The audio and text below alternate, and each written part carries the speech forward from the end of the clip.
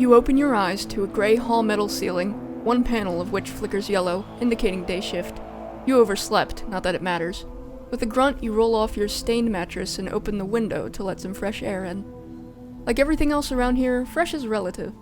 The ship does its best to recycle air and water, but cargo holds aren't high on her priority list. You breathe in metal and burning oil and look up. 4 of the bridge's 6 projectors are still operational, shining dully down on the container towers of Cargo Hold 3, better known as the Pit, the Free City.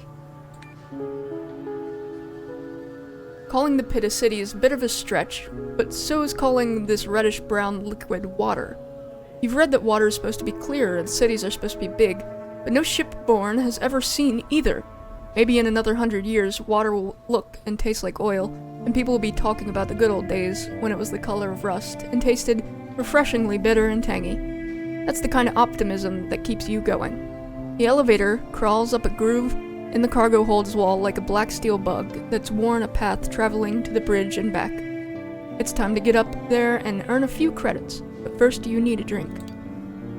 For the last few years you've been doing odd jobs for Tanner, a local hustler with a nose for making money. He's never tried to screw you over, which is pretty close to being virtuous in this town. Still, there's a first time for everything. Meet Tanner in a nearby bar called Whiskey Jack. Don't forget your gun, you never know when it might come in handy. Shotgun's always nice. A backup weapon, perhaps, if you run out of bullets. A knife. Get some bleeding going. Okay. Oh shit. What did I do? Oh shit. Oh god. Oh fuck. Okay. This moves around way too fast. Okay.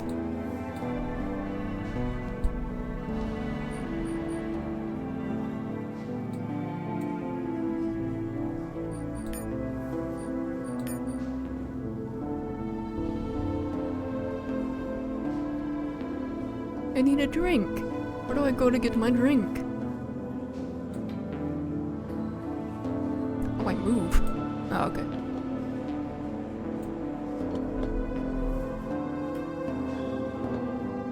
Oh.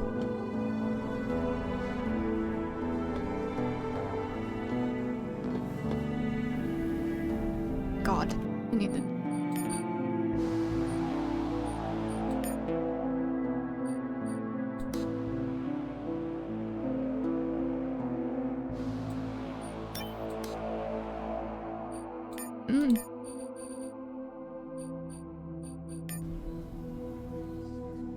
Jesus. Okay, whatever.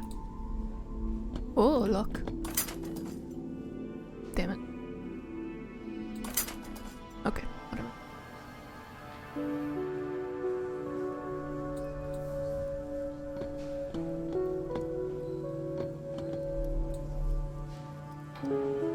I'm done with this fucking town, says Charlie, his eyes empty and lifeless.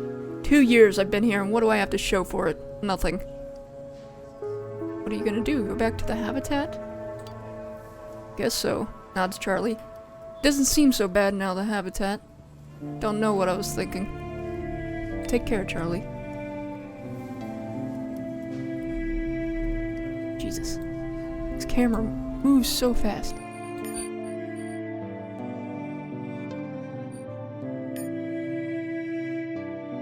No speed.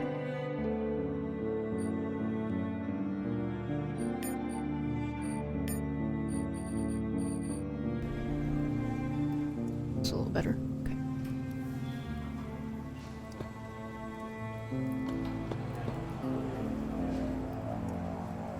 No?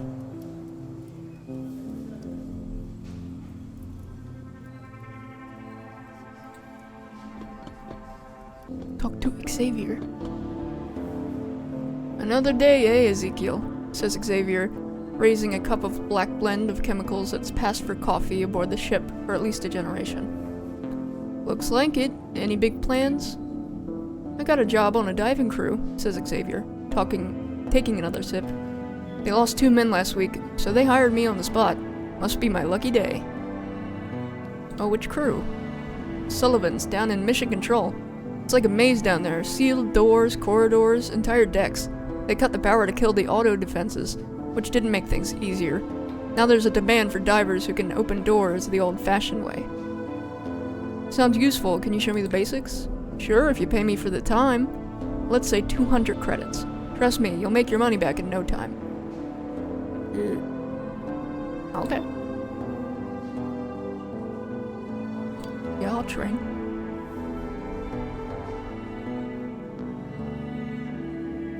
Oh, nice.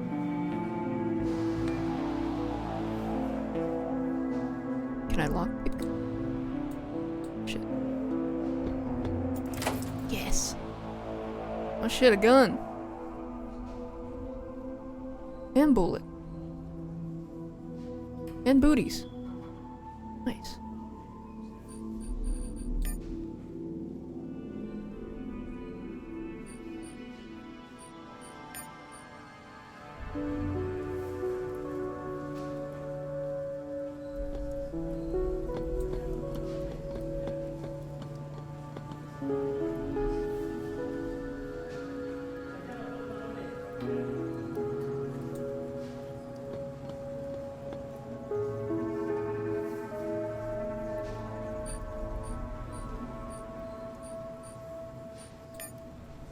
Inventory? Going to wear my jacket. Yeah. Oh. I'll figure it out.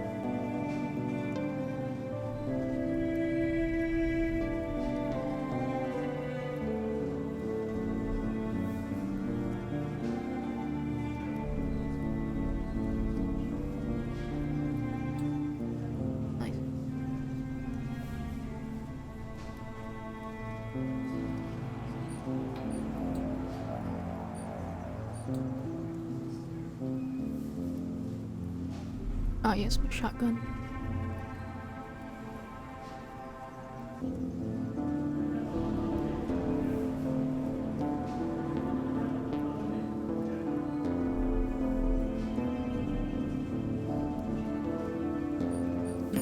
I'll take that.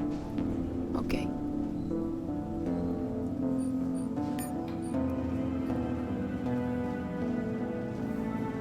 Oh, where do I go? There it is.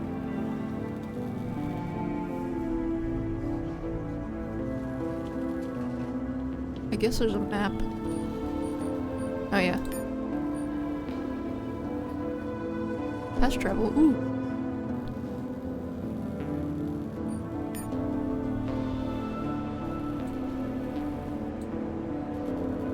Cool.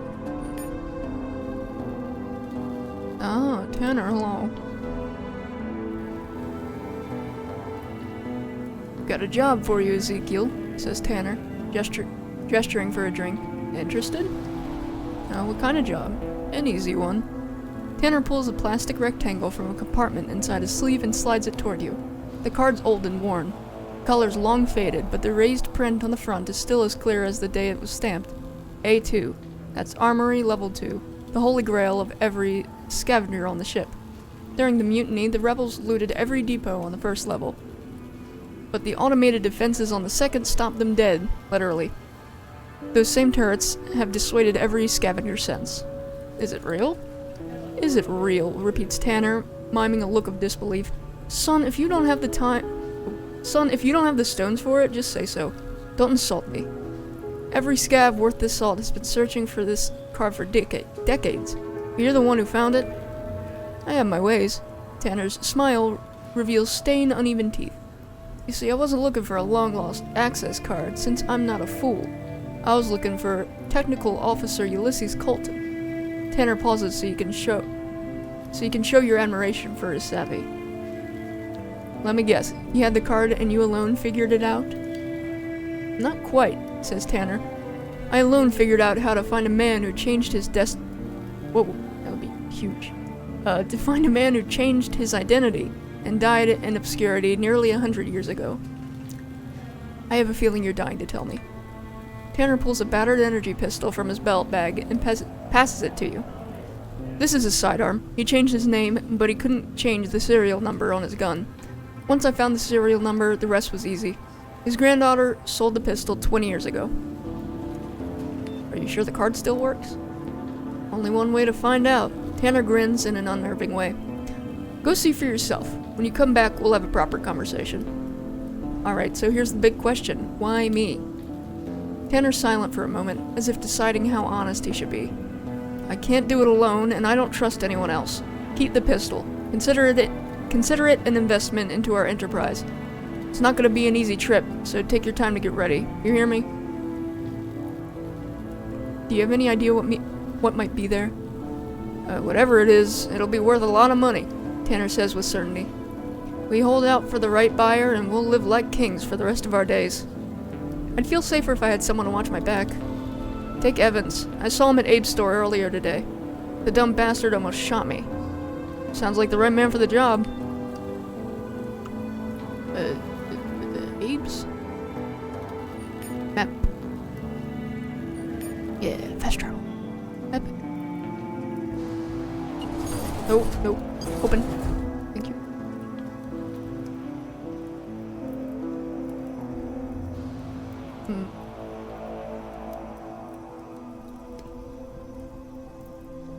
Being a gunfighter is a quick and easy way to make a living in the pit. All it takes is a gun and some guts. It's also a quick and easy way to wind up dead, but the kind of men drawn to the gun always think they're gonna live forever. Evans learned the realities of this new trade the hard way. The first time, Evans got lucky and killed his man as he fumbled his draw. Riding high, Evans called out an old hand who put 3 bullets in his chest and left him for dead. Lucky for Evans, a stranger patched him up and he survived, but today he looks like a man whose luck has just about run out. Ezekiel, nods Evans. What brings you to these parts? He asks, his bolt-action rifle still pointed your way. Don't shoot me, man. I have a job for you.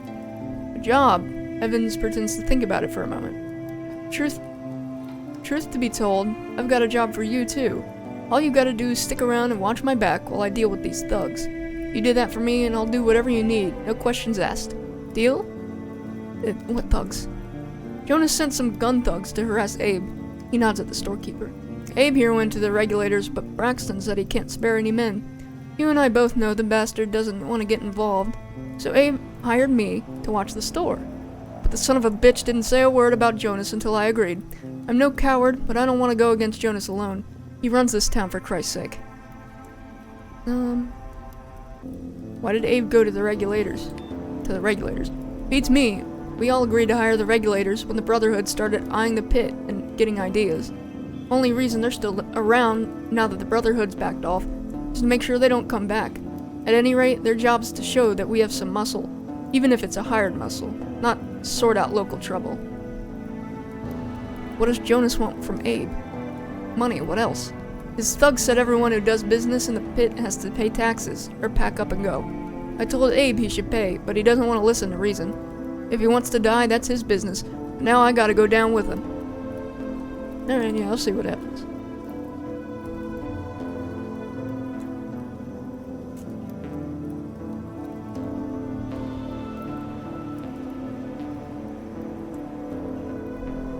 The gun thugs show up around noon, a man in his 40s who moves with slow confidence, and a brash young man eager to get himself killed. You got Jonas's money? Demands the kid, talking tough. The older man stays quiet, keeping his eyes on you and Evans. Just kill him? Yeah, okay. What money? You deaf? Asks the kid, spitting on the floor. Jonas's money. He owns the pit, so it's about time you fucking freeloaders started paying your fair share. It doesn't have to go this way. And which way's that? Asks the older man softly. You can see he's been counting heads and running odds while the kid's been talking. You're leaving the store in a body bag. Might not be me, says the older man, smiling. It's not a good smile. Are you willing to bet your life on it? On what might or might not happen? That's one hell of a gamble, friend. You saying we leave empty-handed? Scoffs the older man. You have a feeling he wants a way out. Apparently the kid gets the same impression. What are you talking about? Asks the kid. It's 2 against 2. Hell, I could kill both of them myself. I think I have more persuasion. And then what? Collecting tax is one thing? Oh, and then what? Collecting tax is one thing. Killing folks over it is another. You cross that line and you'll end up dead sooner than you'd think. Have it your way, the older man says tiredly. We're going. The kid tries to protest, but for all his talk, the only thing he shoots is a black look. Wait for them to leave. The door hisses shut behind the gun thugs, and Evans breathes a sigh of relief. Gunfire erupts outside. Oh, then gunfire erupts outside. Yay! Oh, we've bonded! Yes! What do we do now? Asked Evans, visibly shaken. We have to see it through. We have to kill him.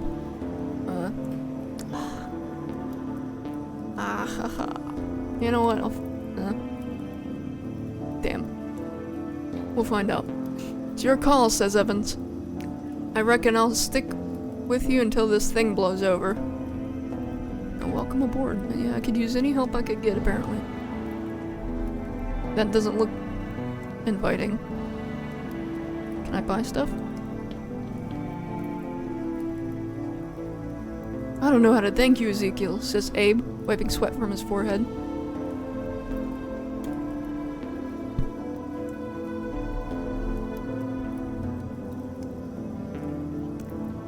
These ruffians, they would have killed me dead.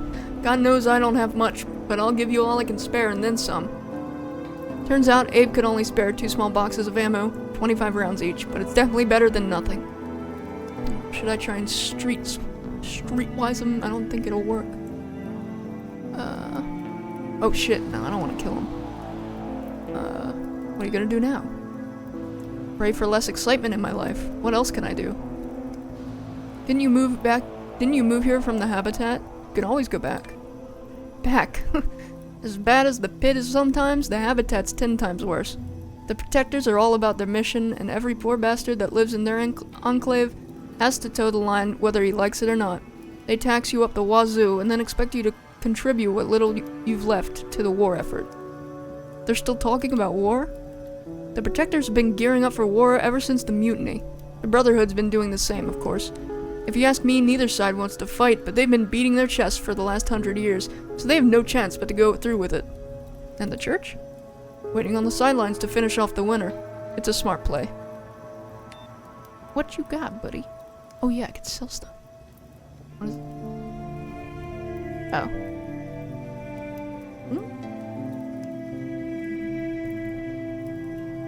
Selling my booties.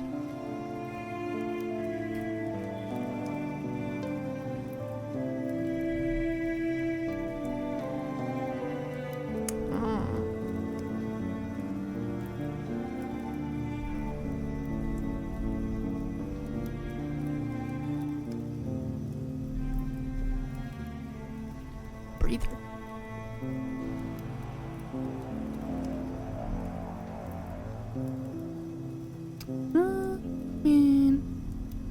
Sounds like a good thing to have. Take one. Oh yeah, a rope? Yeah.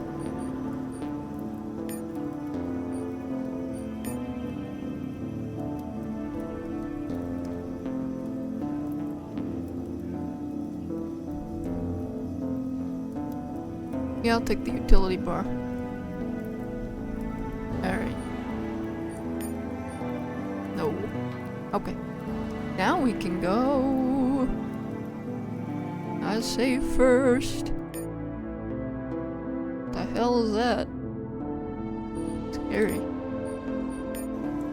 Okay. Rumor has it that Captain Braxton once served a higher power, that in the days before his crisis of faith, he was known as Faithful Gunner Jeremiah Braxton among the Church of the Elect. There's plenty of talk about why he left, but as is often the case, no story is more compelling than the others. Backed up by a few like-minded men and picking up more recruiters along the way, Braxton left the church and wound up in the pit, where good fighting men are always in high demand. Around the same time, the Brotherhood had started nosing around, eager to establish a foothold here. Braxton and his regulators offered the good people of the pit their services. After much debate, they were hired to drive the Brotherhood's men out, which was accomplished with brutal efficiency. You see Braxton and 2 of his men standing next to the bodies of the gun thugs. Thank God you're alive, says Braxton, holstering his gun. When I saw them leaving the store, I assumed the worst. I thought you didn't want to get involved. It's not my fight, says Braxton. Someone has to step in and protect these people. I have nothing against Jonas, but this time he's gone too far. Should I help? You know what, I'll see. Quite a lot, actually. If we move against Jonas, he'll claim that the regulators are taking over, and many would side with him. We don't want that. But you're one of them. If you challenge Jonas, people will side with you. Of course, we'll stand with you, but it will be your fight.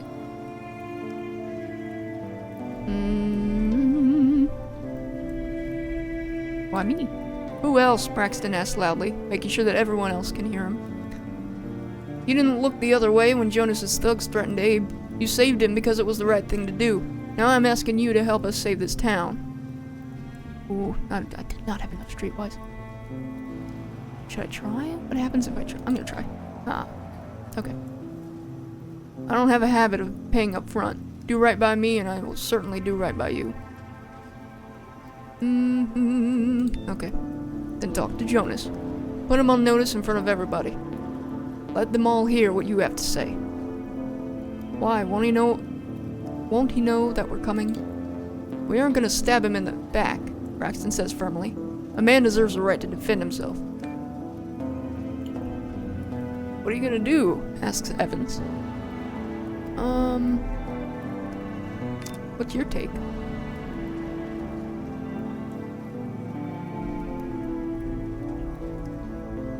What's that saying? Better the devil you know than the devil you don't. So there's that. But sometimes I wonder whether that devil's gonna let it all go to hell. Jonas did build this town, but that's as far as he's going to take it.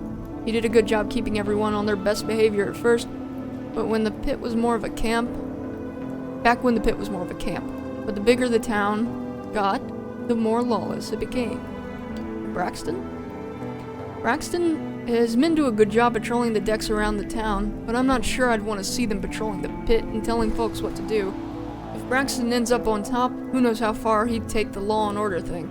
Although probably not as far as the Brotherhood would, so there's that. I guess we'll do Ezekiel. What? That's me. Jonas. We'll confront Jonas, yes. Oh, yeah. Oh. Go to Jonas first. Ooh, what's this? View your party's stats here.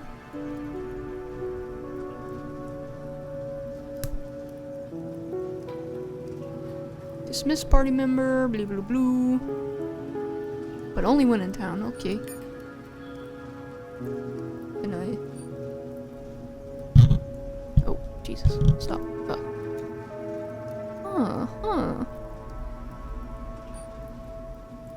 Thought I could do something. It's glowing. Can I? Yes. What? This?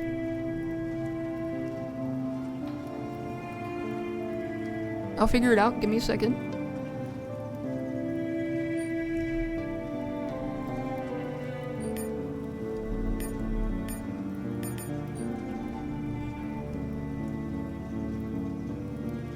Why am I inept at stealth?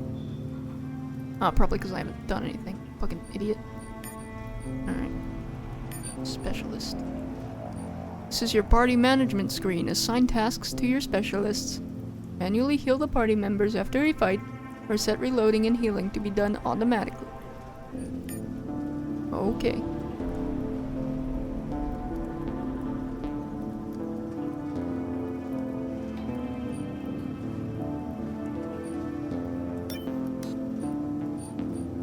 Is there no fucking...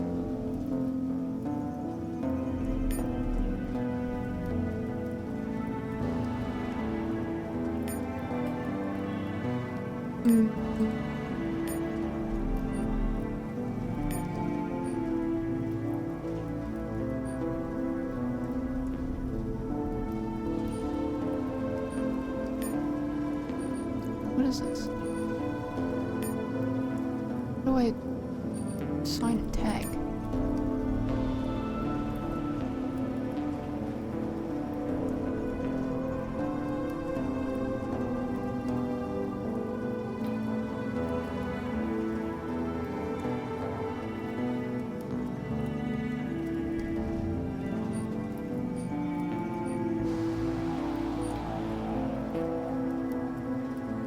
I don't know. Stop.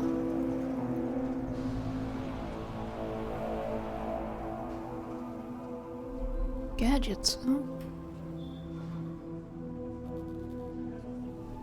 We'll go to Jonas.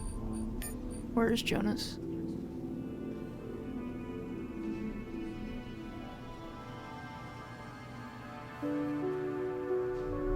We'll go to the med bay first. Get some medicine. Maybe. Let me in. Okay. God. The woman stares blankly as if lost in thought, while her metal cape... Oh my god. The woman stares blankly as if lost in thought, while her metal-capped fingers move across the keyboard that isn't there.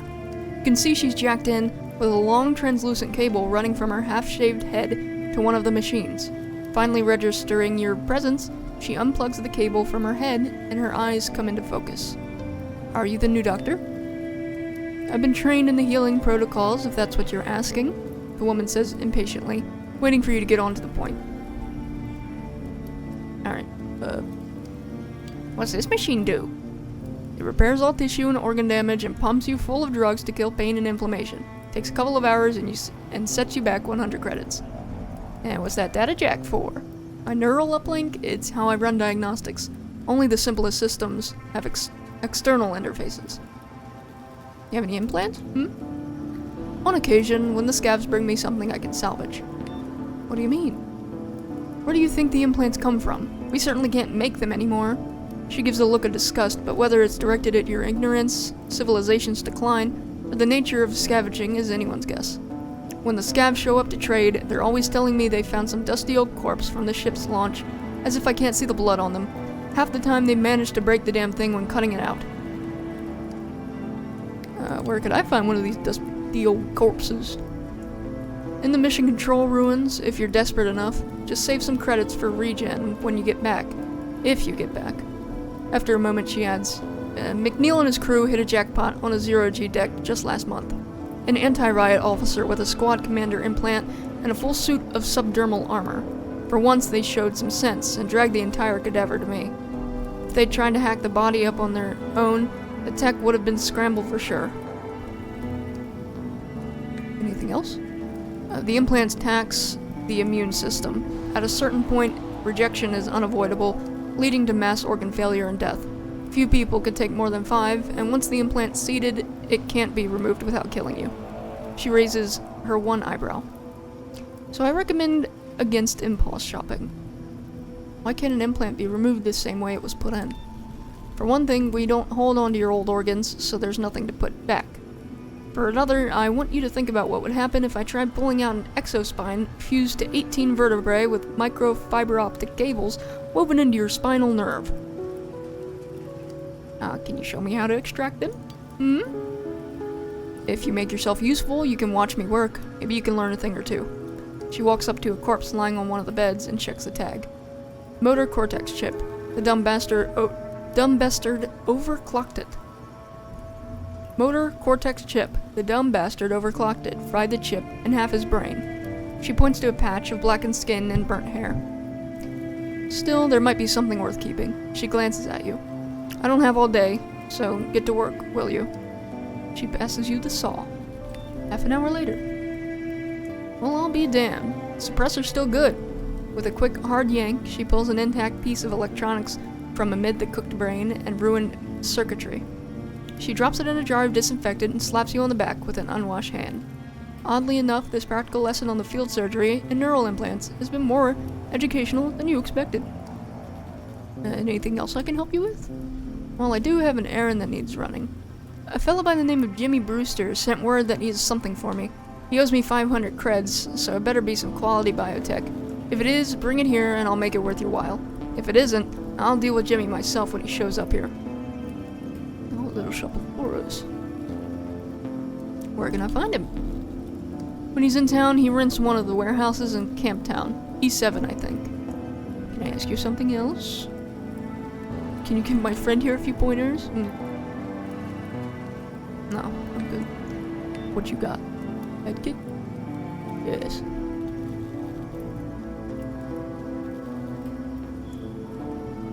All 200.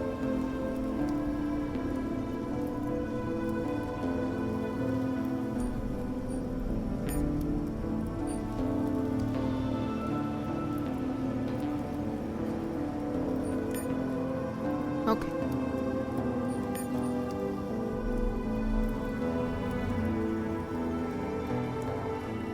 Can I steal? Oh. What's my steal at? 1. Okay. But my sneak is at 4. Okay, whatever. What if I sneak then steal? Is there a sneak button? No, that's a C. Okay. Damn.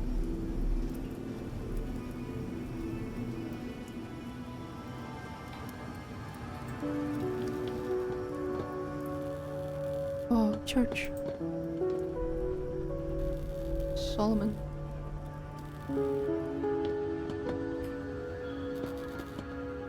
Yeah, sure. I'll lockpick it. Yeah, what's in here? Oh. Okay. A woman is half asleep in an old worn-out chair, a half-empty bottle of whiskey on a makeshift table in front of her.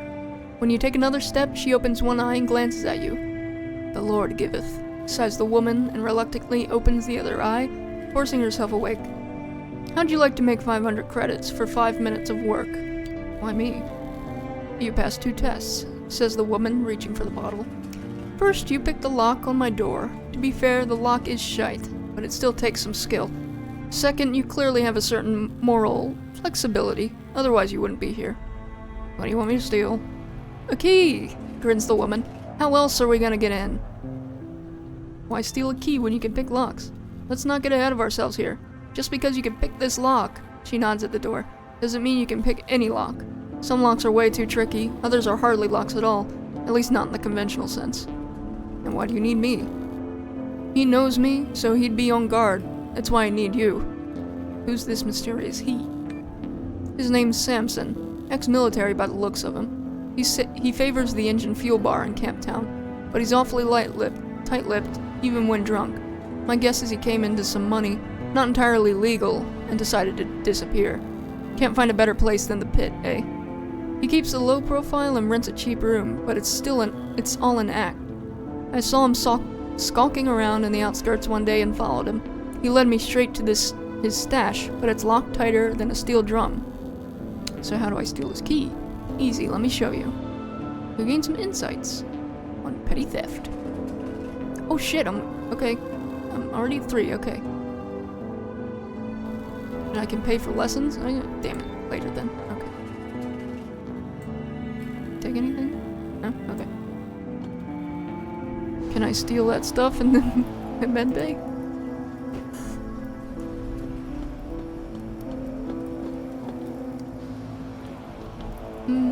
Gotta save. Huh? Save.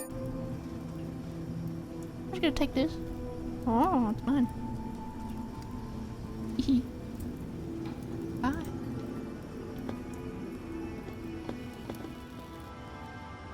Okay, what am I doing? Steal Samson's key.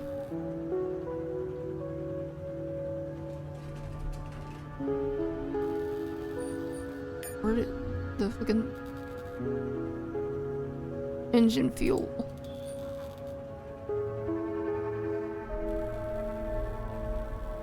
Promised land.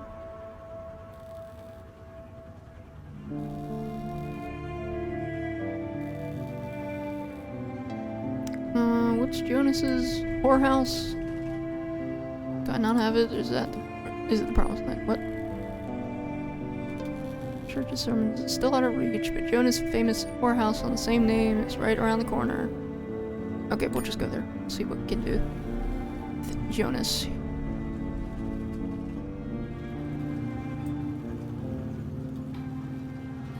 Caleb. What else?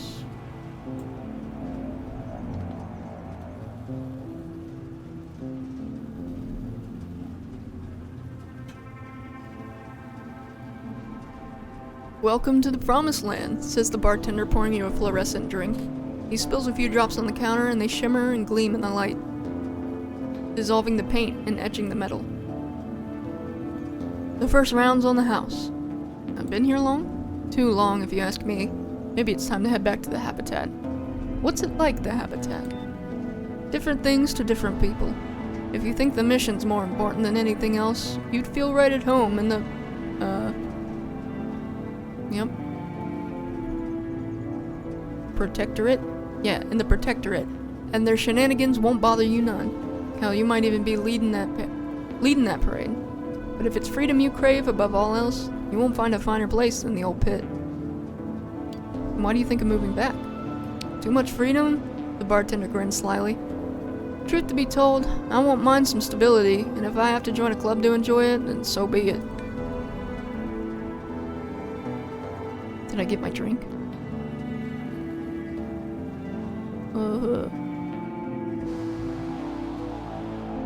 Where's my brothel? Oh, is this Jonas? Yeah.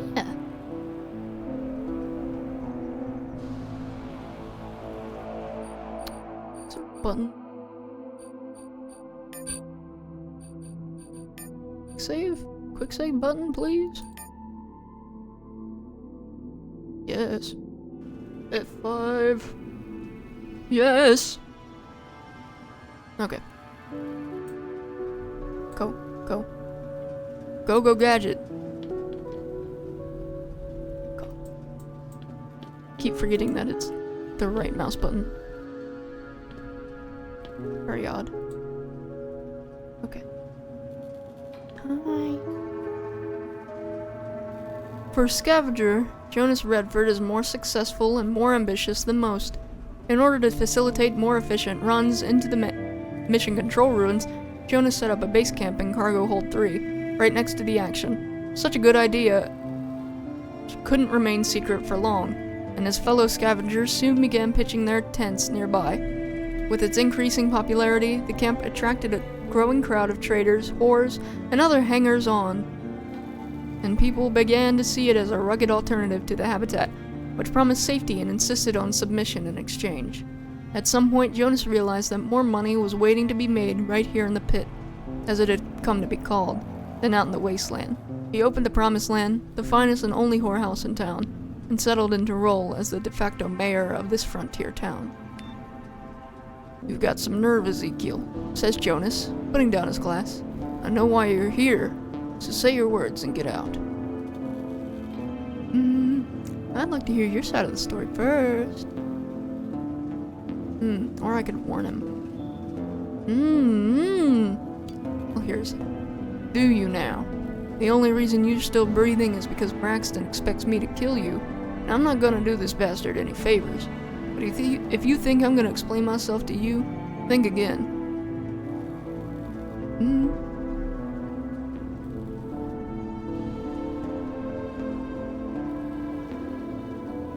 Your men would have killed Abe if I didn't step in. Says who? Asked Jonas, waving away. As far as I know, they're gunned down after they left the store. Your new friend Braxton killed them in cold blood, and you know it. You weren't there. That kid was a second away from pulling the trigger. Now that's interesting, says Jonas, squinting at you. I sent 2 men to force Abe to pay what he owed me for hiring the regulators. One man was in his 50s, the other was about 45. Which one of them would you call a kid? I know what I saw. What did you see? 2 men who claimed to be working for me? You know, I've got to hand it to Braxton. The man knows how to put on a show. What are you saying? I'm saying Braxton played you like a fiddle. I'm guessing you're here because Braxton suggested it, which means he wanted you to warn me. I think I see where he's going with that. So tell me, Ezekiel, you still with Braxton, or are you having second thoughts? I'm not very good at streetwise.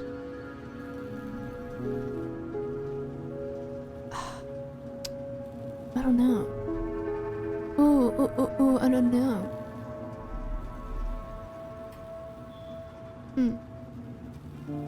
Okay, I'll go with Jonas, just in case. You're gonna help? You're gonna help us take out the regulators, he says, as if resigned to an unpleasant chore that's been let slide too long. They outnumber us, but a certain piece of gear will even the odds. Ever hear of a brainwave disruptor? A grenade? Never seen one, but I've heard it messes with your brain. That it does. It's an anti-riot grenade Earth-made. It scrabbles your brain and makes you forget what you're doing and just stand there and take in the air. Braxton will be watching my boys like a hawk. Since you're an unknown, you can run fetch it, while Sam, he nods at the enforcer, runs interference. Where am I going to find this thing? Good question.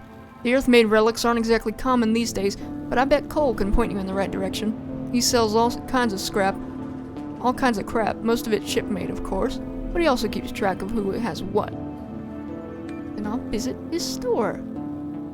Cole's Gadgets. Oh, I kind of know where that is, not really. Okay, I'll fast travel. There we go.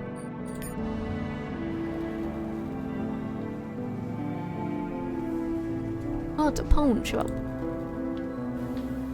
The name's Cole, says the proprietor, a dark-skinned man in his 40s, sporting an optical implant and a data jack. What can I do for you, friend? I need a brainwave disruptor. Cole stops stacking and unstacking a pile of loose microchips, then looks at you with real interest. Earth-made relics come pretty dear these days, especially anti-riot gear. The ship authorities shot their whole load at the mutineers. Yeah. Do you have one or not? Yes and no, says Cole, reaching below the counter. He produces a small metal globe, the outside of which is covered in intricate designs suggesting a circuit diagram. Twisting it open, he reveals a hollow space in the center of its densely packed electronic innards. It needs a new core. I don't have one in stock, but I know someone who does. I feel like I've heard that story before. The only place to get a replacement core is the factory. The easy pickings there were gone before you were born, but I happened to come into some information. Knowing precisely where they could be located, I sent a man to fetch them for me. Goes by the name Isaiah? Is that Isaiah?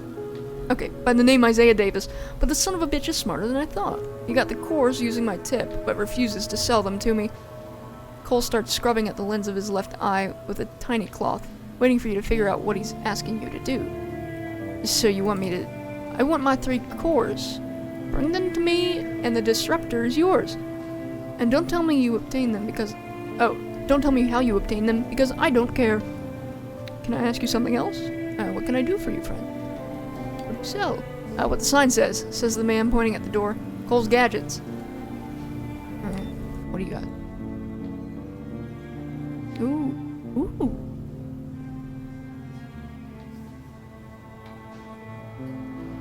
I'm good. So I gotta go find Stinky Isaiah.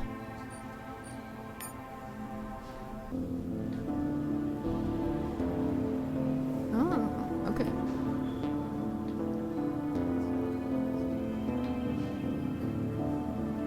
Okay, I'll look for Isaiah. Engine fuel bar, okay. Here we go.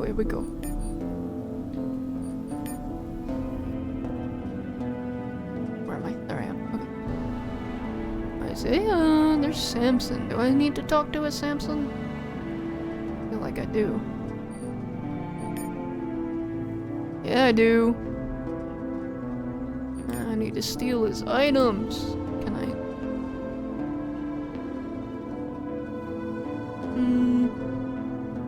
Guess I'll just talk to him.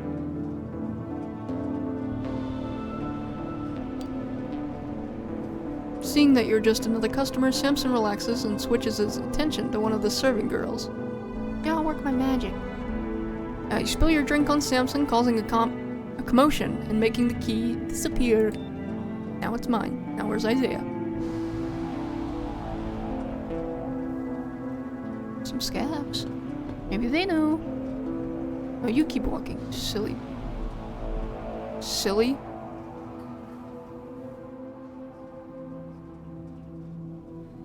Go in. Oh, there he is. Isaiah Davis sways on his feet as if fighting a strong wind. He started celebrating his latest scavenging run into the factory a couple of days ago and hasn't quite finished. He stares at you for a full minute, perhaps trying to sort out reality from hallucination. "You need a drink," he slurs finally. After nodding to himself a couple of times, he reaches for a plastic jar half full of dark, bubbly liquid.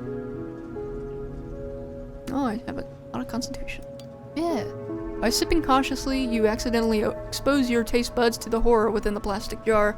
Your whole body recoils, and you double over in a coughing fit, tears streaming down your cheeks.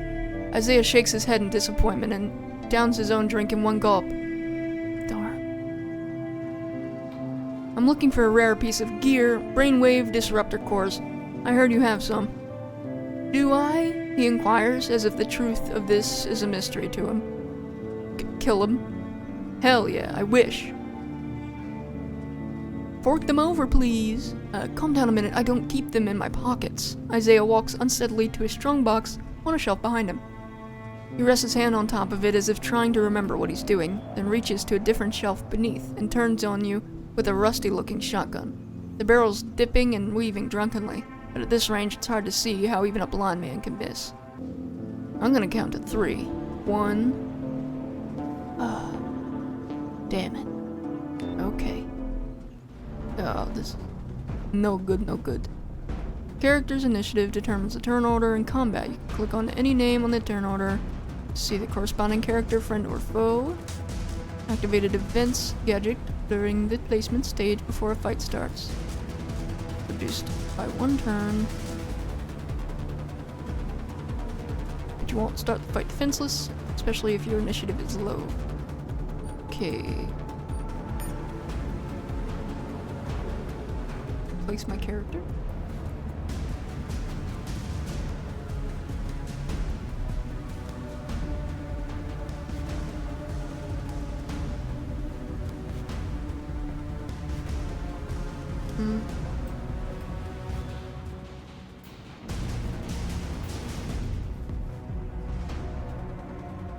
It's fine. Okay. Start combat button. Where is that? Where is start combat button?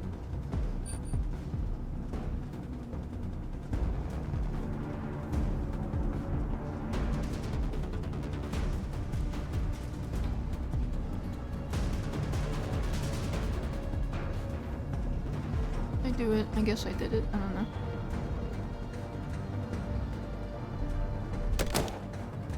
Nice. Very good.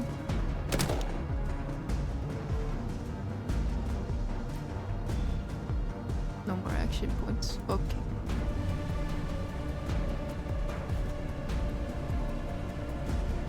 Yeah. Oh.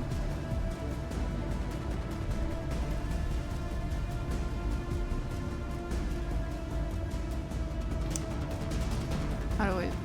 Oh, in turn. Okay.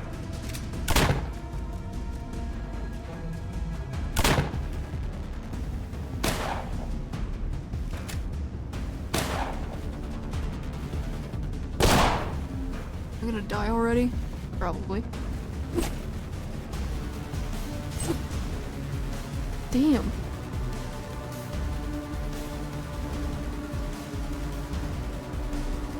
Out of range, he's right next to me. What do you mean?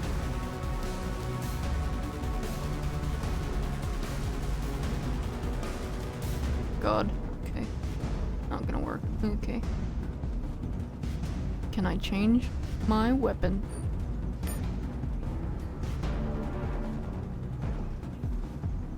I have a knife. Why can't I just melee him? Give him a shot.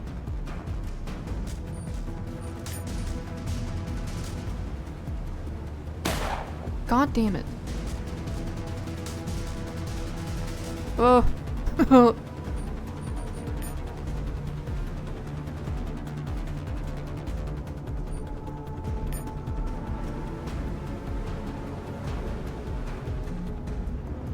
You don't have enough action points.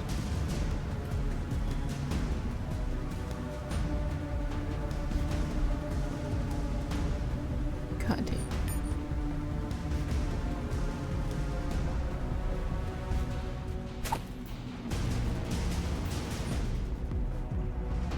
Use the cursor over a weapon slot to see the attack available for the equipped weapon. Ah. Oh.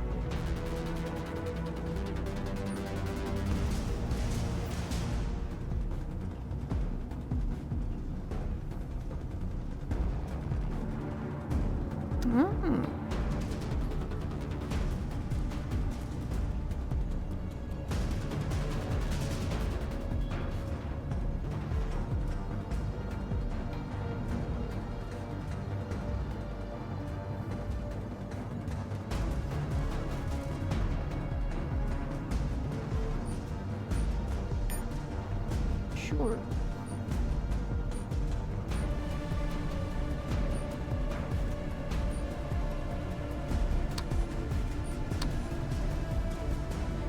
I'm gonna shoot your feet off. Yeah, I'm gonna shoot your feet. Damn it! Shoot, freaking head. Ah.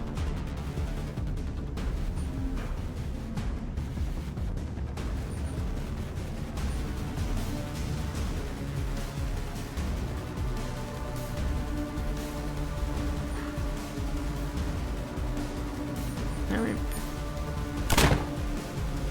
Dude. My character's gonna freaking die. Yep, there we go. Yep, goodbye.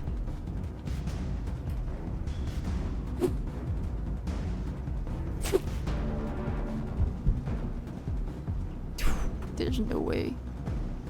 There ain't no way.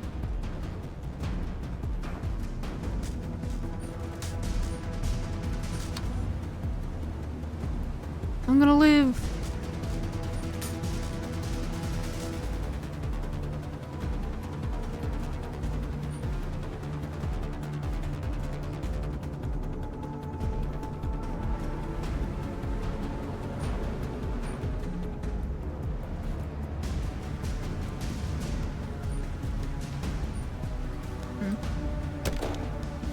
God damn it.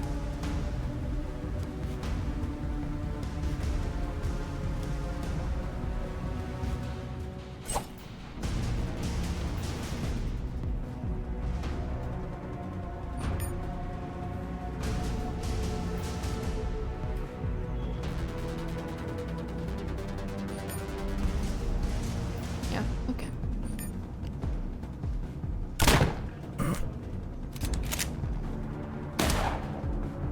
Cool. You die where you were born, in a small container town in cargo hold 3, and your dreams to see the world, or at least to get out of that damn cargo hold, die with you. Your body will go on, shoved into the nearest biorecycler to feed the thousands of others still striving aboard the ship. Okay.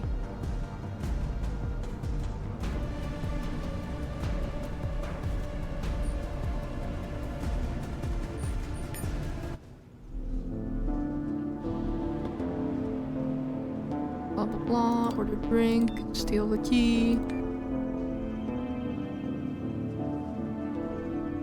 Pause for me.